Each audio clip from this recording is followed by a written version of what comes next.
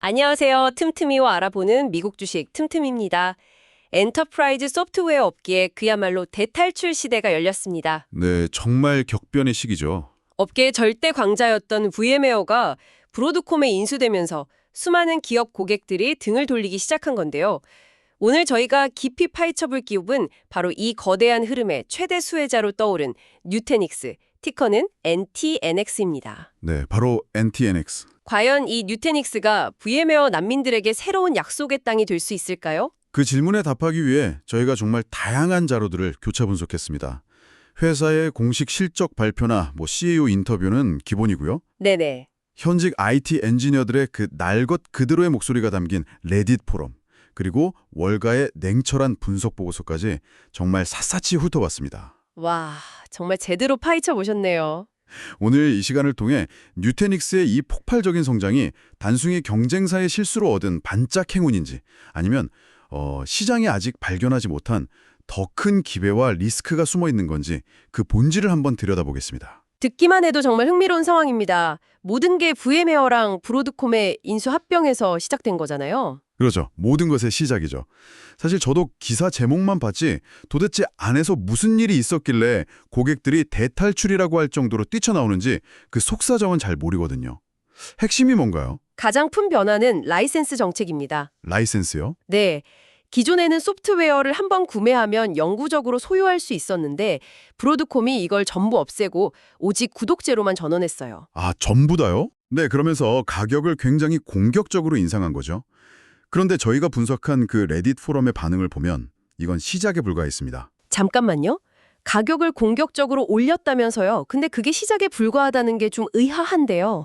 보통 기업들은 1% 비용에도 엄청나게 민감하잖아요.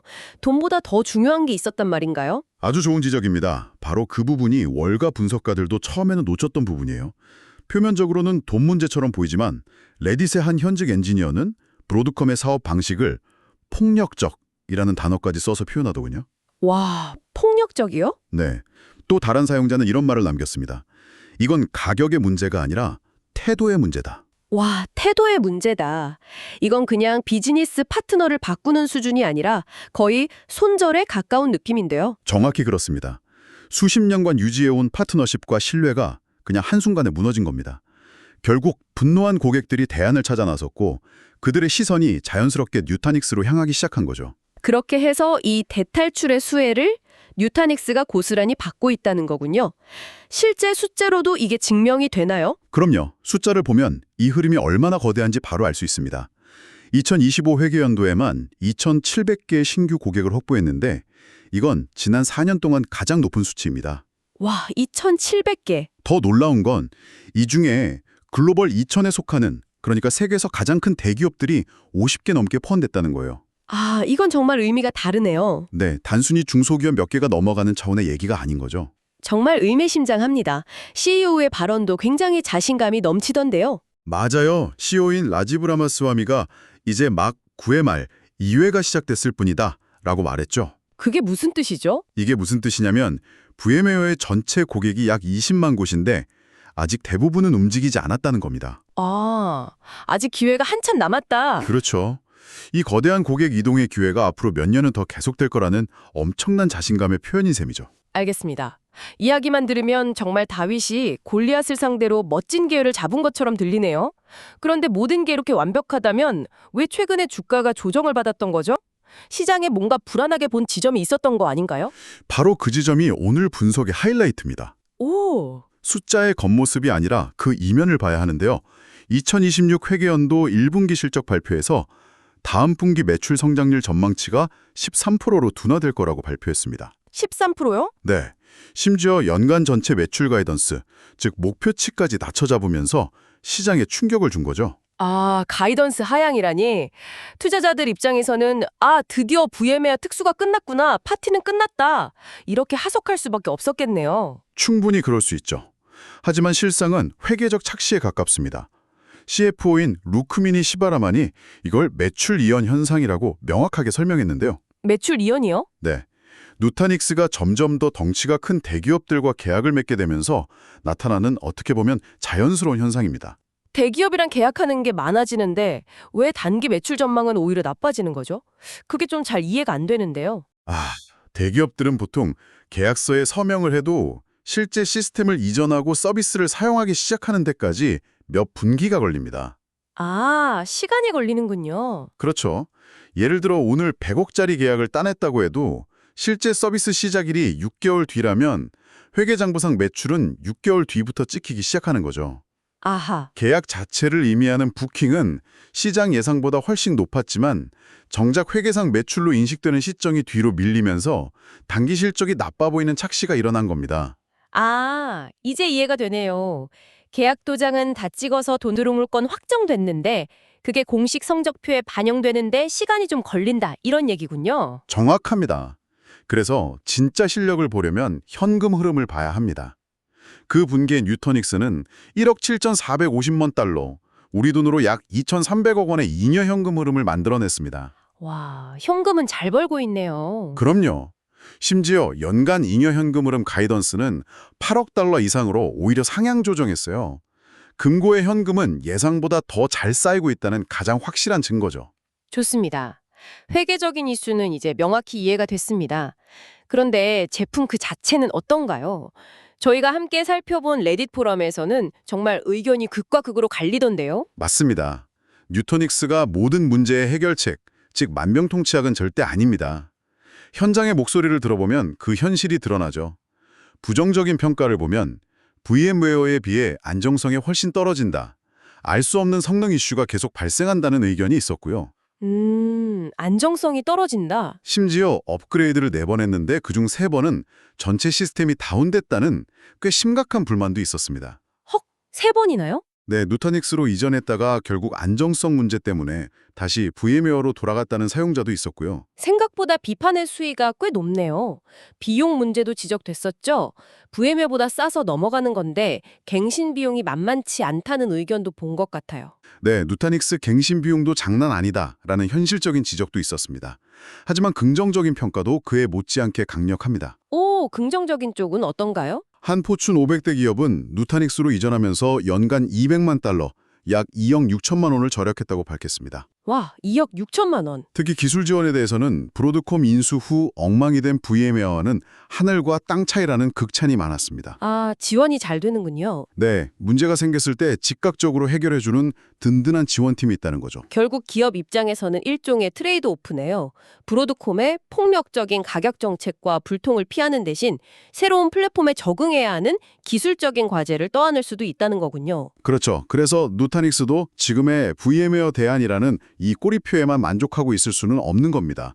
이 기회를 발판 삼아서 장기적으로 생존할 수 있는 본질적인 경쟁력을 증명해야 하는 숙제를 안고 있죠. 맞아요. 이 VM웨어 사패가 어느 정도 잠잠해지고 나면 매력이 떨어질 수도 있으니까요.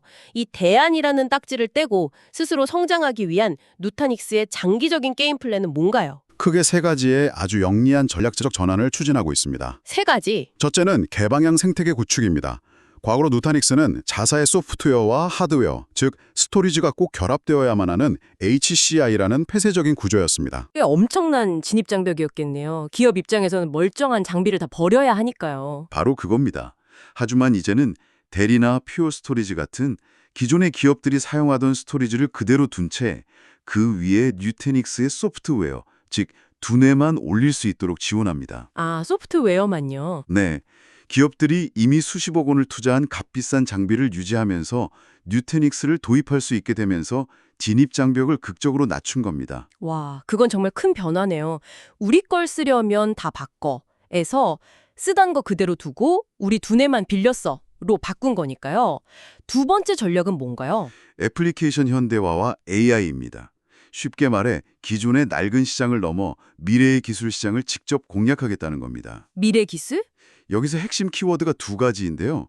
첫째는 쿠버네티스입니다. 잠깐만요. 쿠버네티스. 저처럼 기술을 잘 모르는 사람에겐 정말 어려운 단어거든요. 요즘 개발자들은 다 이걸 쓴다고 하던데 이게 도대체 뭐고 뉴테닉스에게 왜 중요한 건가요? 좋은 질문입니다. 쿠버네티스를 요즘 개발자들의 클라우드 운영체제라고 생각하시면 쉬워요. 클라우드 운영체제? 네, 수많은 앱들을 컨테이너라는 작은 단위로 쪼개서 그걸 알아서 관리하고 자동으로 돌려주는 시스템이죠. 뉴테닉스는 뉴테닉스 쿠버네티스 플랫폼이라는 제품을 통해 바로 이 최신 기술의 심장부를 직접 공략하는 겁니다. VM웨어가 장악했던 과거의 가상머신 시장이 아니라 새로운 운동장에서 싸우겠다는 선언인 셈입니다. 그리고 AI가 빠질 수 없겠죠. 물론이죠. 뉴테닉스는 안에서 데이터 주권 AI, 소버레인 AI라는 아주 흥미로운 개념을 내세웁니다. GPT 이너박스라는 솔루션을 통해서인데요. 데이터 주권 AI요? 네, 생각해보세요. 금융, 공공, 의료기관처럼 고객의 민감한 데이터를 다루는 것들은 AI를 쓰고 싶어도 데이터를 외부 클라우드, 예를 들어 오픈 AI나 구글로 보낼 수가 없습니다. 그렇죠. 고객 데이터가 유출되면 큰일 나니까요. 바로 그 지점을 파고드는 겁니다. 이런 기업들이 자체 데이터 센터 안에 외부와 완전히 차단된 상태에서 안전하게 AI 모델을 훈련하고 운영할 수 있는 AI 공장을 통째로 제공하는 거죠. 와, 우리 회사 안에서만 안전하게. 네, 데이터 유출 걱정 없이 우리 회사만의 AI를 만들고 싶은 기업들에게는 아주 매력적인 제안입니다. 마지막 세 번째 전략은 뭔가요? 이건 기술이 아니라 사업 전략인데 정말 영리합니다. 오, 바로 우호적 대안이라는 채널 전략입니다. 브로드콤과 직접 싸우는 대신 브로드콤에게 버림받은 수많은 파트너들을 자리 편으로 끌어들이는 방식이에요. 브로드콤에게 버림받은 파트너요? 그게 누구죠? 네, 과거에 VM웨어 제품을 고객들에게 팔고 설치해주던 수많은 리셀러, 서비스 제공 업체들이 브로드콤의 정책 변경으로 하루아침에 일거리를 잃었습니다. 아, 그분들이 뉴테닉스가 바로 이 파트너들을 교육하고 지원해서 그들이 직접 고객들에게 VM웨어에서 뉴타닉스로 이전하세요라고 영업하고 기술 지원까지 하도록 만드는 겁니다. 와, 이건 정말 똑똑한데요. 적의 적은 나의 친구라는 말이 떠오르네요. 하하, 맞습니다. 브로드컴이 적으로 만든 수많은 동맹군을 얻어서 비용도 안 들이고 내 영업사원으로 만드는 셈이잖아요. 정확합니다. 이를 통해 뉴테닉스는 고객 확보에 드는 비용과 노력을 크게 절감하면서 시장 점유율을 아주 빠르게 높여가고 있습니다. 오늘 이야기를 정리해보면 뉴타닉스는 분명 VM웨어 사태로 인한 거대한 파도를 타고 있지만 단순히 운만 좋은 회사는 아니네요. 그렇죠. 대기업 계약 구조 때문에 단기 재무지표는 흔들리는 것처럼 보일 수 있고 또 기술 커뮤니티에서는 제품의 안정성과 비용에 대한 호불호가 명확히 갈리고 있고요. 맞습니다. 하지만 그 이면에서는 개방형 생태계, 쿠버네티스, 그리고 데이터 주권, AI라는 이 세 개의 큰 축을 통해 VM웨어에 대한 그 이상의 미래를 치밀하게 준비하고 있습니다. 저희가 분석한 한 블로그 글의 표현이 이 상황을 아주 정확하게 요약하는데요. 어떤 표현인가요? 기업들의 뉴테닉스 이전이 단순히 브로드컴으로부터의 탈출, 이스케이핑인가 아니면 AI와 쿠버네티스 같은 새로운 미래 전력을 향한 가속, 엑셀러레이팅인가 이 질문이 핵심을 찌릅니다. 그렇군요.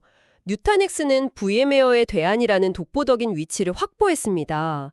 하지만 이것이 과연 수많은 불만 고객들이 잠시 머물다가 임시 피난처에 불과할까요? 아니면 브로드컴 이슈가 잠잠해진 후에도 스스로의 힘으로 우뚝 설 수 있는 지속 가능한 플랫폼을 진정으로 구축한 것일까요? 여러분의 생각이 궁금합니다.